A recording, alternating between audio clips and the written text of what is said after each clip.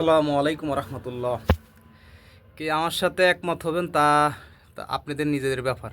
বিষয় হলো, আজকে ১.৫ বছরে ইউনূস সরকারে কি করছে না করছে, কি বাধা বিপত্তি ছিল, সেটা আমরা যারা সচেতন মানুষ তারা দেখছেন। কিন্তু বিষয় হলো, যখন এখন বিএনপি দল গঠন করছে, এখন কে হবেন রাষ্ট্রপতি, এই বিষয় মানে আমার যে মতামত, আমি মনে করি যে ওনার যত বিশ্ব দরবারে ওনার যে মান মর্যাদা, ওনার যে পরিচিতি, ওনার যে যে উচ্চতা, মানে উনি যে মানুষ, সেই হিসাবে আমি মনে করি বিএনপির এই রাষ্ট্রপতি আমি মনে করি ডক্টর ইউনূস স্যারকে দেওয়া উচিত।